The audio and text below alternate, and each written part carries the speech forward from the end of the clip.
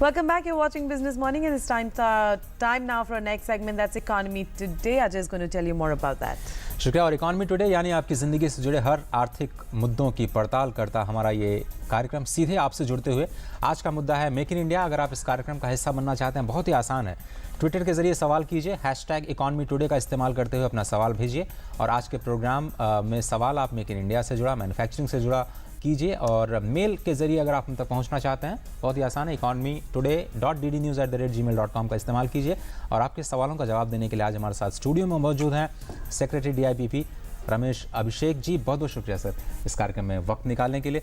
तो चलिए शुरुआत करते हैं हमारे खास कार्यक्रम इकॉनमी टुडे की।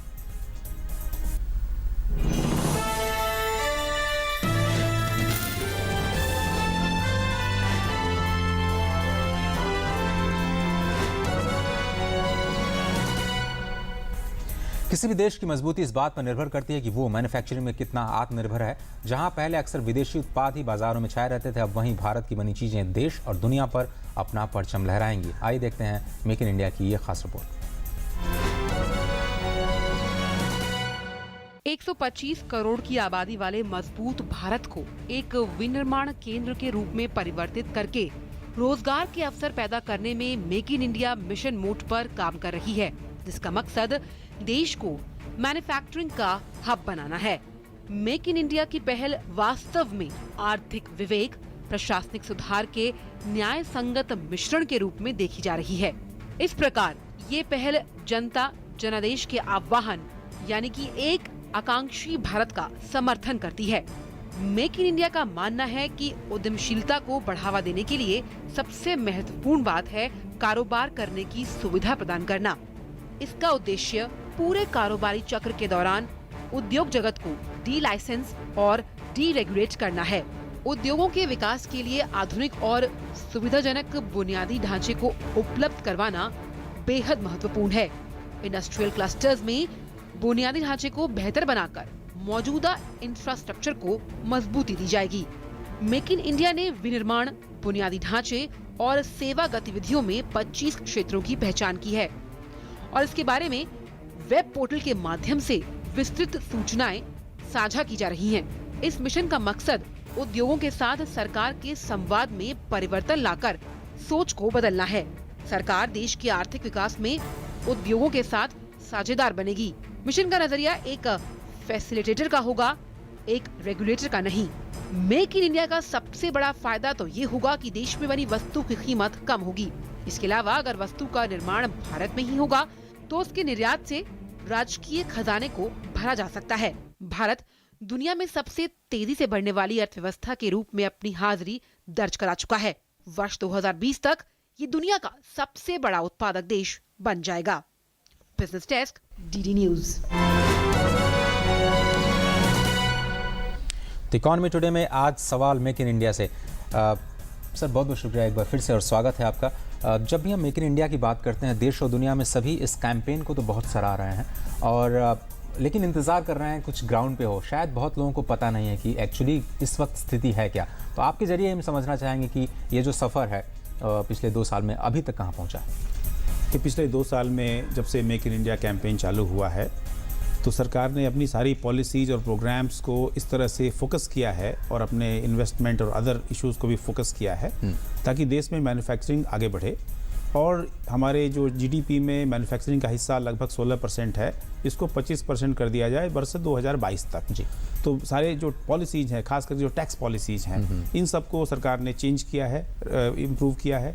ईज़ ऑफ डूइंग बिजनेस पर हम लोगों ने काफ़ी काम किया है और इंफ्रास्ट्रक्चर के इन्वेस्टमेंट्स काफ़ी बढ़े हैं और हम लोगों ने इनोवेशन पे ध्यान दिया है क्योंकि अल्टीमेटली हम लोगों को क्वालिटी पर भी ध्यान देना है ताकि हमारा प्रोडक्ट और सर्विसेज compete कर सकें। तो इन सब चीज़ों में हम लोगों ने काफ़ी सुधार किया है, लेकिन ये वर्क इन प्रोग्रेस है और आगे भी हम लोग इसमें काफ़ी इम्प्रूवमेंट होता रहेगा। But sir, in what are these particular sectors where there is more interest being generated in terms of investment to try and give a push to this whole campaign of Make in India? देखिए जो main sectors that are attracting investment today are infrastructure, telecom.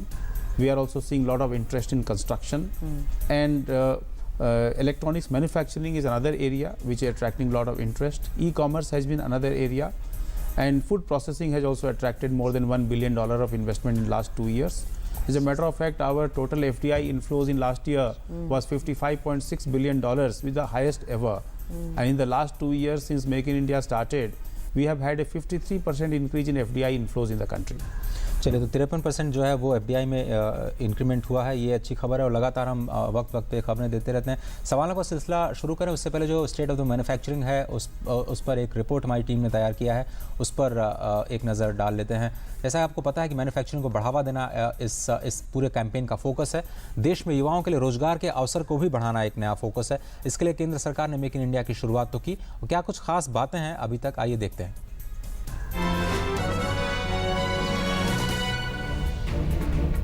देश में manufacturing hub बनाने, आर्थिक विकास की गति को लंबे समय तक बनाए रखने और रोजगार के अवसर पैदा करने के लिए मैन्युफैक्चरिंग क्षेत्र पर केंद्र सरकार का खासा जोर रहा है। 2014 के बाद सरकार ने मैन्युफैक्चरिंग क्षेत्र में राष्ट्रीय विनिर्माण नीति बनाने के साथ ही उद्योगों के लिए कौशल विकास, आधारभूत ढांचा खड़ा करने, वित्तीय सहायता के अलावा इन्हें तकनीकी सेवाएं देने के लिए कई कदम उठाए। यही वजह है कि इस क्षेत्र में धीरे धीरे रफ्तार बढ़ रही है और पिछले साल के मुकाबले इस बार 2% की बढ़ोतरी के साथ मैन्युफैक्चरिंग दर 9.5% की है। विनिर्माण के महत्वपूर्ण क्षेत्र माइनिंग, इलेक्ट्रॉनिक्स में भी काफी रफ्तार के साथ सुधार देखने को मिला है। दरअसल वित्तीय घाटे को पाटने में मैन्युफैक्चरिंग क्षेत्र का विकास एक अहम भूमिका निभा सकता है। वजह यही है कि इस क्षेत्र में 12 से 14% की वृद्धि हासिल करना सरकार का लक्ष्य है, जो अभी अनुमान के मुताबिक 9.5% का है। जीडीपी में मैन्युफैक्चरिंग क्षेत्र की हिस्सेदारी भी 2022 तक बढ़ाकर 25% करने का लक्ष्य है। अभी विनिर्माण की जीडीपी में हिस्सेदारी कुल 16% की है। भारत फिलहाल दुनिया की सबसे तेज रफ्तार से उभरती अर्थव्यवस्था के तौर पर पहचान बना चुका है। ऐसे में इस तेजी को बरकरार रखना और साथ ही पर्यावरण और ग्रीन हाउस गैसों के उत्सर्जन के बीच संतुलन बनाना भी चुनौती होगा। 2020 तक भारत मैन्युफैक्चरिंग सेक्टर में विश्व के तीसरे स्थान पर होगा और अगले आने वाले सालों में केवल इसी क्षेत्र में 10 करोड़ रोजगार भी पैदा होंगे। ऐसे में सरकार विनिर्माण क्षेत्र को प्रोत्साहित करने पर पूरा जोर दे रही है। वजह यही है कि देश भर में विशेष मैन्युफैक्चरिंग क्षेत्र बनाने पर जोर दिया जा रहा है। साथ ही कानूनी प्रक्रिया को आसान बनाने, उद्योगों को आसानी से ऋण उपलब्ध कराने जैसे कदम उठाए गए हैं। अरविंद चतुर्वेदी की रिपोर्ट, डीडी न्यूज।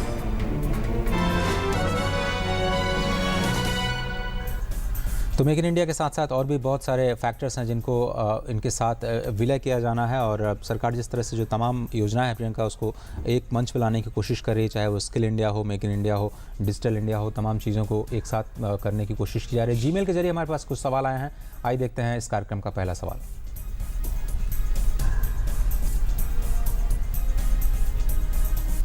जी, पहला सवाल है, सरकार की एसईजेड को लेकर के वर्तमान नीति क्या है, आगे की दिशा क्या दिखती है? शोभन मंडल ने ये सवाल किया है सर। स्पेशल इकोनॉमिक जोन बड़े हमारे यहाँ इम्पोर्टेंट इंस्ट्रूमेंट हैं भारत के निर्यात को बढ़ाने के लिए, और ये पॉलिसी कंटिन्यू कर रही है।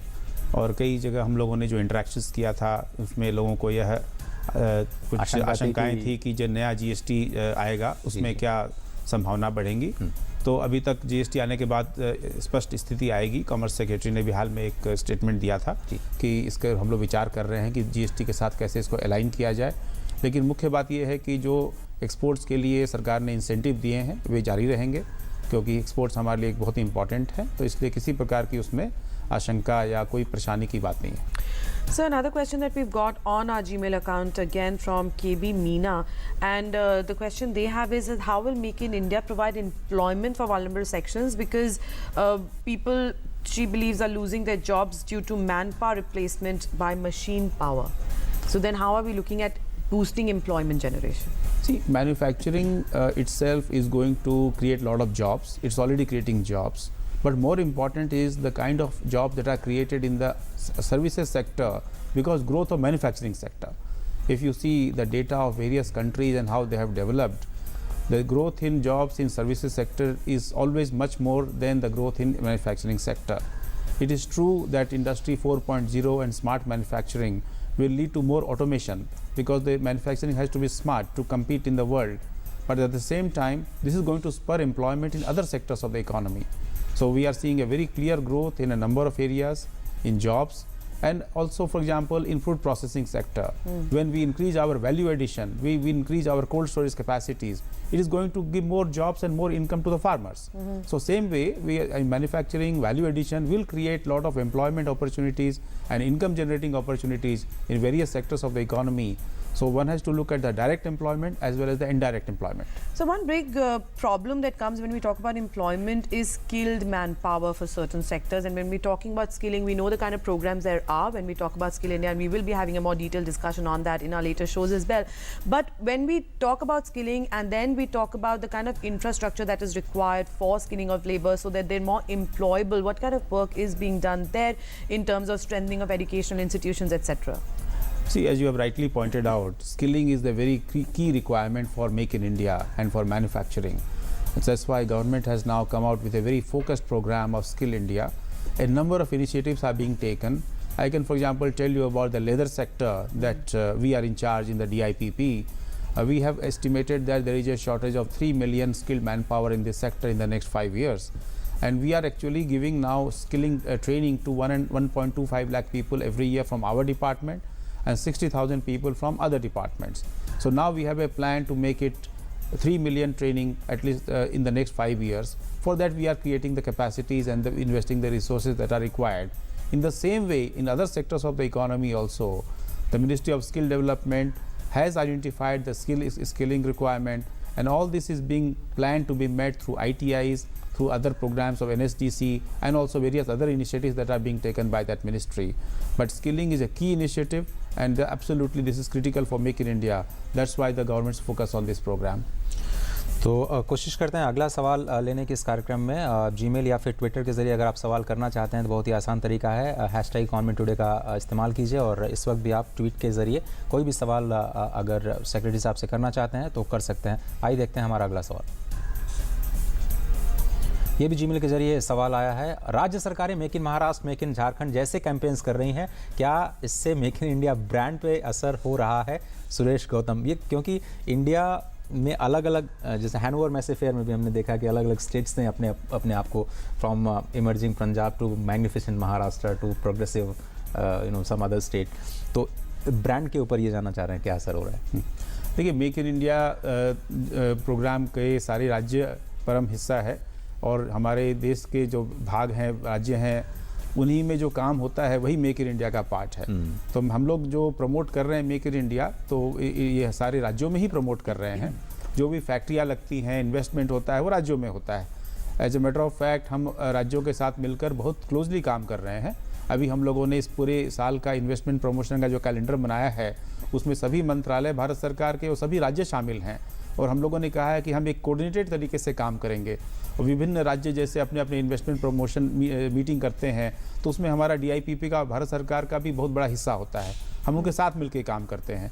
जब हमारे यहाँ इन्वेस्टर्स आते हैं, चाहे फॉरेन इन्वेस्टर हों या डोमेस्टिक हों, तो हम राज्यों के साथ में उनको मिलाते हैं। जो भी राज्य इंटरेस्ट लेते हैं उनको हम वहाँ भेजते हैं। तो कोऑपरेटिव फेडरलिज्म और कॉम्पिटिटिव फेडरलिज्म एक साथ चल रहा है। बिल्कुल, ये बहुत ही हमारा परम हिस्सा है हमारे कैंपेन का, राज्यों के साथ मिलकर काम करना, तभी मेक इन इंडिया सफल होगा। लेकिन सर, आपने एक ग्राफिक्स के जरिए देखा, स्टेट्स को रैंकिंग दिया आपने ईज ऑफ डूइंग बिजनेस के आधार पर, गुजरात नंबर 1 और उत्तर प्रदेश नंबर 10 पे। हमने केवल टॉप 10 दिखाया, उसमें आपने सभी राज्यों को रैंकिंग दी है।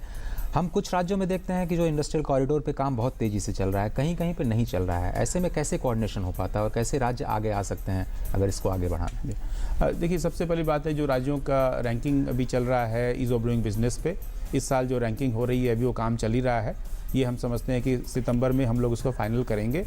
लेकिन सबसे अच्छी बात यह है कि राज्यों में काफ़ी हेल्दी कंपटीशन है और सभी अपने यहाँ बिजनेस का जो एटमॉस्फेयर है उसको आसान बनाने की बहुत कोशिश कर रहे हैं। तो रैंकिंग चाहे जो भी हो, चूँकि बिजनेस करना आसान होगा सभी जगह, तो इससे सभी इसमें आगे रहेंगे और इससे बहुत बड़ा इन्वेस्टमेंट को बूस्ट मिलेगा। इंडस्ट्रियल कॉरिडोर का जहाँ तक सवाल है, दिल्ली मुंबई इंडस्ट्रियल कॉरिडोर पर कभी काम चल रहा है और 5 नोड्स बन रहे हैं 4 राज्यों में। तो और बाकी जो इंडस्ट्रियल नोड्स है, जैसे वाइजाग चेन्नई इंडस्ट्रियल कॉरिडोर हैं या चेन्नई बेंगलुरु कॉरिडोर हैं, उस पर अभी डिटेल मास्टर प्लानिंग चल रही है और ये विभिन्न स्टेजेस में है। लेकिन अभी वाइजाग चेन्नई का काम ज़्यादा आगे बढ़ा है और ADB का एक लोन भी उन्होंने नेगोशिएट कर लिया है। तो ये उम्मीद की जा रही है कि आंध्र प्रदेश के कुछ नोड्स में जल्दी काम शुरू होगा। लेकिन दिल्ली मुंबई कॉरिडोर चूँकि पहले से चल रहा था, इसलिए वहाँ पर ज़्यादा प्रोग्रेस है। All right, so we're also getting a lot of tweets and a lot of people want to ask more questions on this whole Make in India campaign. Let's take in our next tweet and see who's asked what. All right, so that's the question coming in from Twitter. How Make in India campaign will impact the MSME sector in the country where we have maximum employment potential? MSME sector हमारे यहाँ mainly the main provider of jobs in the manufacturing sector. We all know that. What is really needed now is to make sure that MSME sector also contributes majorly to the value output in this sector. Because if we see the data that those 70-80% people are employed in MSME sector, the value, its contribution to value addition is much lower. It's more like 20 to 25%. So what we need to do is to increase that contribution to the value output. Then only the people who are employed in the MSME sector will have adequate income also from their jobs. So we need to have also industries which can compete not only in India but also abroad, and MSME will be a very critical part of that whole supply chain.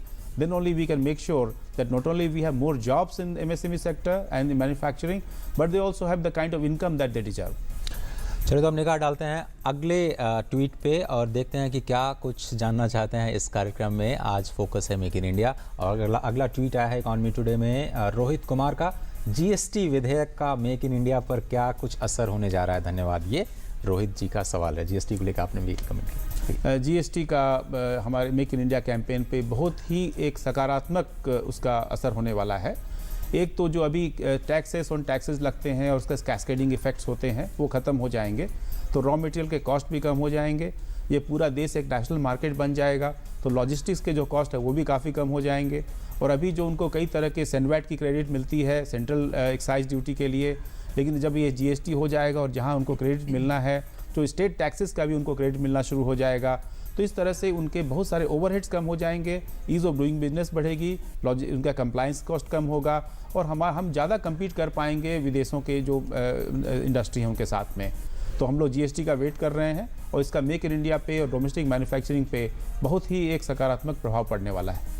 Twitter के जरिए बहुत सारे सवाल आ रहे हैं, आइए जल्दी से लेते हैं अगला सवाल हमारा इस कार्यक्रम में। आइए देखते हैं कि क्या कुछ हमारे दर्शक जानना चाह रहे हैं इस वक्त। और अगला सवाल इकोनॉमी टुडे में टीडी न्यूज़ लाइव पर उन्होंने पूछा है मेक इन इंडिया से छोटे, ये सवाल एक तरह से रिपीट है, निकुंज शर्मा जी का सवाल, छोटे और मझोले कारोबारियों को क्या फ़ायदा होगा? इसका जवाब आप दे चुके हैं। एक अपनी तरफ से सवाल मैं अगर समझना चाहूँ सेक्रेटरी साहब, ये हम लगातार ग्राफिक्स में देख रहे हैं मैन्युफैक्चरिंग इस क्वार्टर में केवल एक तरह से नेगेटिव 0.7% का ग्रोथ हुआ है। उसकी खास वजह आप क्या मानते हैं और किस तरह से उसको फाइट बैक करना पड़ेगा वापस आने के लिए? देखिए मैन्युफैक्चरिंग के दो तरह के डेटा हैं। एक तो डेटा है जो ग्रोस वैल्यू एडेड के डेटा है जो कि हमारे मिनिस्ट्री ऑफ कॉर्पोरेट अफेयर्स के जो लिस्टेड कंपनीज हैं जो उनके साइट पे उनके थ्रू से आते हैं, और दूसरा इंडस्ट्रियल जो बाकी आईआईपी का डेटा है। जी, तो हमारे को अगर आप देखें मैन्युफैक्चरिंग जीवीए का डेटा ग्रोस वैल्यू एडेड का, तो पिछले साल का ग्रोथ 9.3% था, जबकि उसके पिछले 2 वर्षों में लगभग 5.5% था। अच्छा, और अगर इस 2015-16 वित्तीय वर्ष में अगर आप लास्ट 3 क्वार्टर का डेटा देखें तो ये था 9.2, 11.5 और 9.3%। और ये काफ़ी एक्यूरेट डिपिक्शन है जो मैन्युफैक्चरिंग हो रही है उसका। और ये जो 3 क्वार्टर का डेटा है मैन्युफैक्चरिंग का, ये उसके पहले 11 क्वार्टर से भी बहुत ज़्यादा है। तो हम देख रहे हैं कि मैन्युफैक्चरिंग में निश्चित रूप से एक काफ़ी इंप्रूवमेंट हो रहा है और कुछ सेक्टर्स में ज़्यादा इंप्रूवमेंट हो रहा है। आईआईपी के डेटा में फ़र्क है, लेकिन ये जो डेटा है ये हम समझते हैं कि ये ज़्यादा रिप्रेजेंटेटिव सैंपल है जो एक्चुअल मैन्युफैक्चरिंग ग्रोथ आ रहा है उसका। All right, so we're going to come back to discussion in just a bit, also take more queries from our viewers, but right now we need to take a quick break here. Stay with us, more on the other side.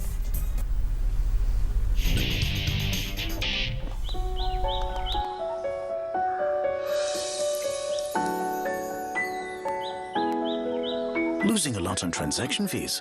Become a member of the BSE and pay 99% less. BSE, experience the new. Sensex is sensational. Is the darling of everyone. I am Vallabh Bansali. I've been associated with the BSE since 1981. Come, feel the financial pulse of the nation. S&P BSE Sensex, India's index, the world tracks. To benchmark against Sensex is to benchmark against 30 best Indian companies. I am Dinesh Thakkar. I am associated with BSE since 1987. Come, feel the financial pulse of the nation. S&P BSE Sensex, India's index, the world tracks. Mood of the nation is always in tandem with Sensex. I am Ketan Marwadi and have been associated with BSE since 1990. Come, feel the financial pulse of the nation. S&P BSE Sensex, India's index, the world tracks. Increase your playing field. Introducing S&P BSE 100, India's most broad-based derivatives traded index.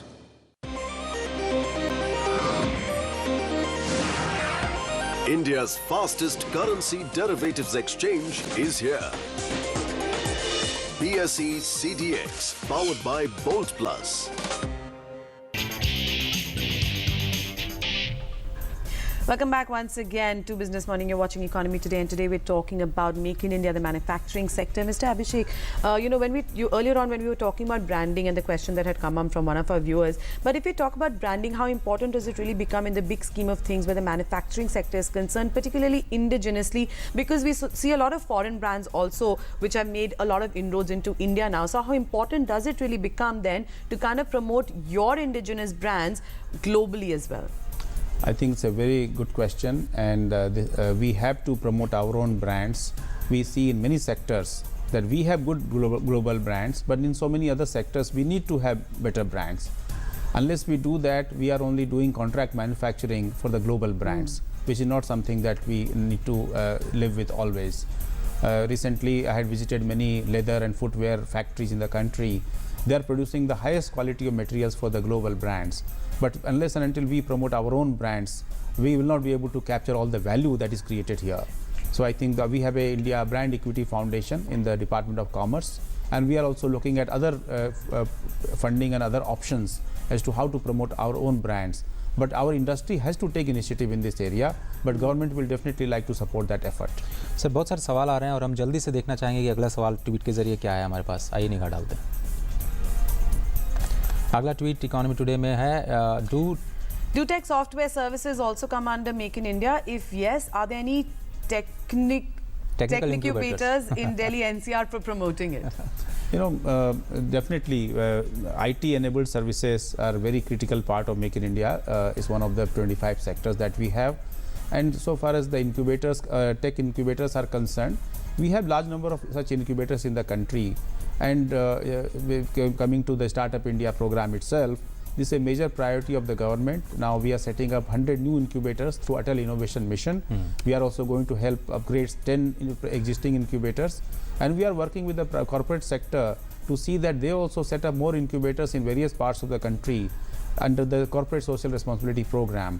So we are working on all fronts to increase the incubation capacity in the country, particularly in Tier 2 and Tier 3 cities. All right, another tweet that we're going to take, because they're just pouring in at this point in time. So let's take a look at the other tweet that's just come in again right now. And they want to know how is the Make in India help the growth in the agricultural sector, and how manufacturing sector and agri sector synergy is being created as well. Prabhu Reddy wants to know. As I had mentioned earlier, if we promote value addition in, let's say, agro processing industry, we have now only 7% value addition in food processing sector. Our cold chain needs to develop because we have huge wastages, almost 92,000 crore rupees per year. And now with the more liberal FDI policies and more manufacturing happening in the food processing sector, for example, the agro processing industry is going to develop. And then that will lead to enormous improvement in the income of the farmers and producers. So I think this manufacturing is going to help through value addition in development of the agriculture sector, because the value addition is really the name of the game. Sir एक जल्दी से सवाल अगर आप ले पाएँ तो defence sector से है. Are we getting the kind of defence technology that we desire under make in India, और उसके साथ ही अगर आप ईज़ ऑफ डूइंग बिजनेस पे क्या कुछ किया है सरकार ने उस पर फोकस कर पाएँ तो? डिफेंस सेक्टर हमारे लिए एक बहुत ही इंपॉर्टेंट मैन्युफैक्चरिंग सेक्टर है मेक इन इंडिया में, और FDI से लेके सारी पॉलिसी जो है, difference procurement policy, offset policy, सभी में सरकार ने काफ़ी परिवर्तन किए हैं मैन्युफैक्चरिंग को बढ़ाने के लिए. लेकिन इसमें मुख्य रूप से जो ये थोड़ा टाइम टेकिंग प्रोसेस है, लेकिन हमें पूरी उम्मीद है कि जो लेटेस्ट टेक्नोलॉजी के साथ में मैन्युफैक्चरिंग करने के लिए लोग यहाँ आएंगे. ईज़ ऑफ डूइंग बिजनेस के बारे में बताना चाहूँगा कि हम लोगों ने बहुत ही मेजर इसमें रिफॉर्म्स किए हैं, क्योंकि बहुत दशकों से जो चारों तरफ में कॉम्प्लेक्सिटी थी, ओपेकनेस थी, उसको हम लोग धीरे धीरे ख़त्म कर रहे हैं. चाहे वो एक्सपोर्ट इंपोर्ट हो, चाहे कंस्ट्रक्शन परमिट का इशू हो, इलेक्ट्रिसिटी परमिट का इशू करना हो. And as a matter of fact, on starting a business, insolvency code pass हो गया है. GST itself will be a game changer. We have opened commercial courts, commercial benches. So there are huge improvements on ease of doing business. But I can assure everyone that in the next 1 year, they will see even more dramatic changes in ease of doing business in the country, which is critical to our Make in India program. Definitely, ease of doing business very critical to the Make in India program. Another email that's come in, sir. How Make in India will boost manufacturing in hilly areas where setting up industry is difficult comparatively to the plains? Sumit Sharma wants to know. There are the various schemes of the government of giving tax benefits and also giving investment subsidies, etc., for hilly areas and for the northeast and for Jammu and Kashmir, Himachal and other places. So those are some of the interventions the government is making to ensure that there are more opportunities for manufacturing. But I may also add that every state doesn't have to focus on manufacturing itself. There are a lot of other possibilities. You can also focus on other sectors which are more like white industries. You can also do more startups. So there are many possibilities. Some states can be good for tourism development.